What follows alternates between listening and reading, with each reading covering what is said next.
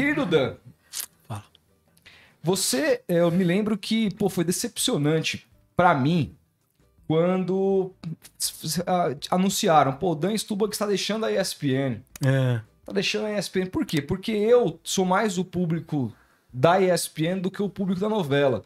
Te acompanhei muito mais, te conheci, obviamente, o personagem Marcos, da Mulheres Apaixonadas, o cara da raquete, quem não se lembra?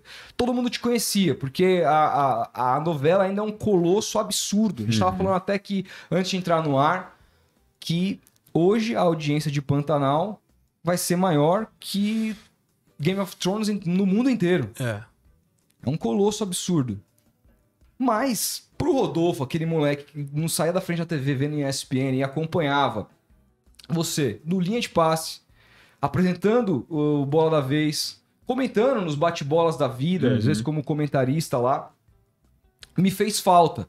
Porque foi uma descoberta ali. A gente que sempre ficava de olho quando aparecia um rosto novo na ESPN, a gente ficava ali atento. E de repente entrou o Dan, que era um ator que começou, me corrija se eu estiver errado, mas eu me lembro de você entrando meio aos poucos, aí daqui a pouco a gente começou a te ver mais fixo, e sempre tinha algo a acrescentar, algum comentário que fugia do óbvio. Do óbvio, exato.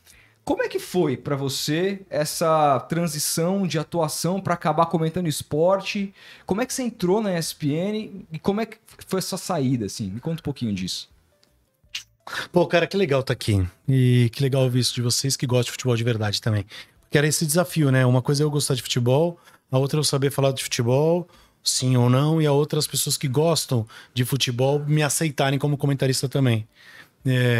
Porque assim como tem gente que de princípio ia adorar saber o que eu tinha a dizer, tinha gente que de princípio falou: o que esse cara tá fazendo aí? Pra mim foi só vontade de fazer parte da ESPN para aquele período. O que aconteceu? Eu tava na Globo, eu fazia naquele momento, é uma história longa, mas eu apresentava a Fátima, o programa da Fátima nas férias dela. Depois eu tinha um convite para virar apresentador na Globo e também a possibilidade de fazer uma novela, que era Império, que veio ali. E nesse meio tempo veio o convite pro CQC. Sim. Aí eu decidi fazer o CQC, achei que, enfim, diversos motivos, diversas coisas para mim, era um desafio, era em São Paulo, também tinha um problema de saúde na família, era melhor ficar em São Paulo naquele momento. E daí quando eu fechei com a Band, que foi ótimo, foi demais, assim, entrar nessa história. Cara, no mesmo dia eu falei, bom, eu CQC é segunda-feira, quero fazer outras coisas, eu vou fazer algo que eu goste, algo pra mim, algo que tenha sentido. Eu entrei numa vibe também de ter desafios, não que na Globo não tivesse, claro que eu tinha, até pelos convites que eles estavam me dando naquele momento, os desafios eram muito bons. Mas eu falei assim, o que mais eu pode me desafiar?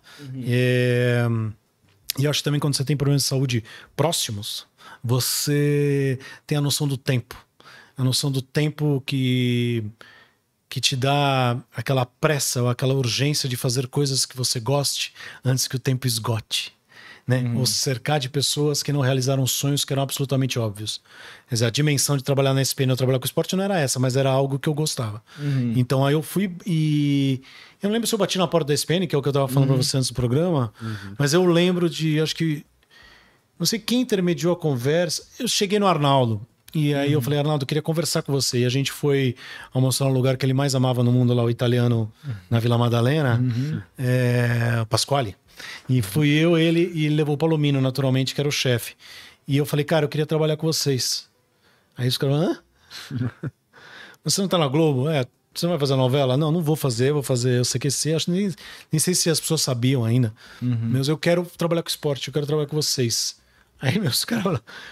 Eu falei, não, eu quero porque eu já tinha comentado um pouco no Sport TV, já tinha participado de coisas na ESPN, porque eu acho que eu posso acrescentar e tem um programa em especial, porque eu pensei tudo isso antes também, que eu posso particularmente fazer diferença, que é o Bola da Vez, que naquela época era um programa que não estava sendo tão... Não tinha toda semana, era um programa que acontecia às vezes. E aí eu falei, eu posso entrevistar essas pessoas de uma maneira diferente. Aí o Palomino falou, pensou... Uns dias depois ele me chamou para uma outra conversa, ele falou, pô, a gente topa, mas a gente queria que você também participasse eventualmente no Linha de Passe e eventualmente os programas. Aí eu falei, cara, tem certeza? Porque eu tinha um respeito pelo Linha de Passe, que eu acho que vocês tinham também. Sim, claro. Tem também. E aí eu falei, bom, vamos aí. Contando a história de verdade, só mais uma coisa que eu lembrei agora. bem antes desse encontro, dessa conversa e desse fechamento, uns 10 anos antes, sei lá, eu participei, eu era assinante da ESPN, no apartamento. Meu apartamento inteiro era do tamanho dessas 3 almofadas.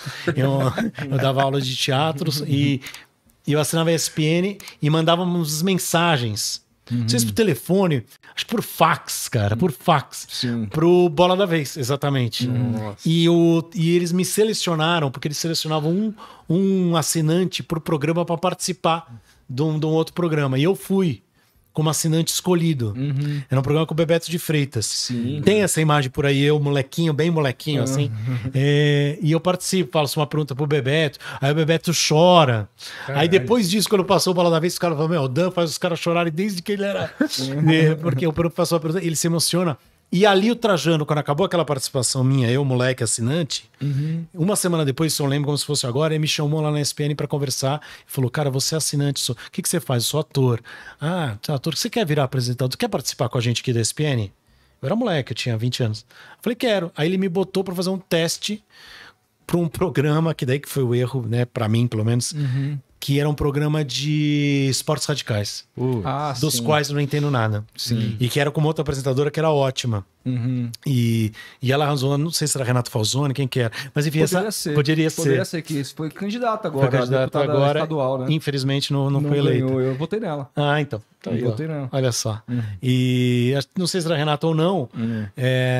Mas daí na apresentação, no teste, o teste era, botaram uma câmera, tinha o TP, né? Todo mundo sabe o que é TP, que é aquele negócio que fica escrito ali, você vai lendo um pouquinho em cima da câmera, e eu, molecão de tudo, fiz o teste. Mas eu falando de coisas que eu não tinha ideia. Do que você tava do falando. back overside, e provavelmente por isso que o Trajano nunca me chamou. Snowboard, O né? tempo passou, e daí eu entrei na ESPN, e eu achava sempre que ele não lembrava dessa história. E daí, no meio de um linha de passe, um dia, ele falou assim, ô Dan, você sabe que fui eu que vi você primeiro. Aí eu falei, pô, você lembra? Ele falou, claro que eu lembro. Daí a gente falou, mas nesse meio tempo, e só pra acabar, era pra ser uma resposta curta, né? Os caras acertaram, eu entrei, a gente fez o Bola da Vez, eu repensei o Bola da Vez, né? Eu falei pra eles, ó, primeira coisa que eu não quero no Bola da Vez, que tem aquelas noticiazinhas que correm embaixo enquanto tá tendo programa. Sim. Toma atenção, né? Eu tinha lido um livro de um cara maravilhoso, que é um suíço, que é o Alain, já vou lembrar. E ele falava sobre a mídia e sobre a mensagem sobre a mensagem sobre a mensagem. A quantidade de mensagens que a gente recebe ao mesmo tempo e o quanto isso dificulta a concentração. Sim. Ao invés de você oferecer mais informação, na verdade você está tirando o poder da informação que você está passando. Perfeito. É contraditório. Então eu lembro que essa foi a primeira coisa que eu pedi para eles. Falando, no Bola da Vez, eu queria pedir para vocês não ter essas notícias que estão rolando enquanto tem entrevista. Legal. Falei, segunda coisa, que é o que a gente estava falando aqui antes também. Quando eu entrar no estúdio, tá valendo. Porque para não pegar esse papo... Eu não vou encontrar o cara na maquiagem, eu não vou encontrar o cara antes. Por quê? Porque quando a gente se encontrar, é que tá valendo, que é o que rola mais legal, não é? Que rola, pô, temos a prova. Então, aqui, então você for ver... já começou faz tempo. Então, quando você for ver, eu vou falar assim, já tá valendo. Avisa o cara, senão o cara vai achar que estamos sacaneando. Avisa o cara assim que ele chegar. E a outra que a gente pode perguntar o que quiser, eu não aceito... quer dizer, eu não sei que a gente tem um motivo muito claro. Sim. Assuntos, a gente direcionar a pergunta. Não quero que seja direcionar, tipo, o cara pedir para eu perguntar coisas. Sim. Ou impedir, sabe? Ter direcionamento de agente. Jeito. E aí foi, cara. E eu me adiantei na tua pergunta, mas a minha chegada lá foi essa. Foi assim, da maneira mais natural possível. E eu contei com a generosidade de muita gente legal. E é importante falar. O Arnaldo Ribeiro, que veio aqui, que hoje está em o canal do Arnaldo Tironi. Porra, que cara legal, que cara gentil, Nossa. Que cara acolhedor, saber congregar as pessoas à sua volta, saber mandar, saber me direcionar. Foi muito interessante, foi muito legal, uma parceria muito boa. Eu tinha tido e tenho parceria com muitos diretores, ele foi um dos mais legais. Palomino, gentil sempre, atencioso, foi muito legal. E o Carlos Brighi, que era meu diretor, que ficava falando no ponto. Grande parceiro de vida, assim, pessoa que eu carrego com carinho. Então, quando as pessoas me viam lá, você tem todas essas pessoas com você, né? E aí foram 2 anos, né?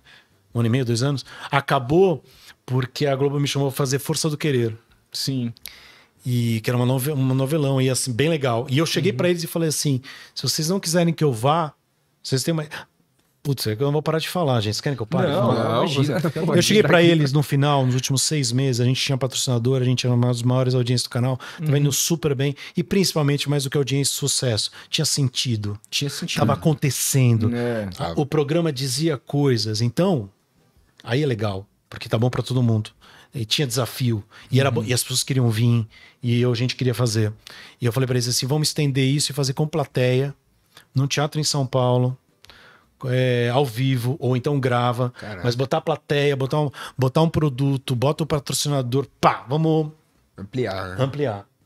E daí tinha umas dificuldades particulares daquele momento, e também a dificuldade de levar câmera, e esse projeto foi meio que não andando. E daí veio o contrato da Globo, o convite da Globo, e eles, gentilmente, eu lembro os dois, no mesmo lugar, no mesmo Pasquale, falando, Dan, vai. Aí eu falei assim, eu quero ir, mas eu também quero ficar.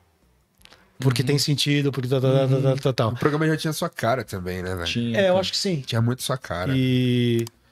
Bom, enfim, eu fui e a novela foi o máximo, Força do Querer foi incrível, teve um papel social maravilhoso, eu fiz o papel, a questão da transexualidade da minha filho, né, que era a Carol, foi tudo muito bom lá. A novela bombou, é uma das 3 maiores audiências da década, do século, na verdade. Então foi tudo bem, mas eu adorava fazer o Bola da Vez.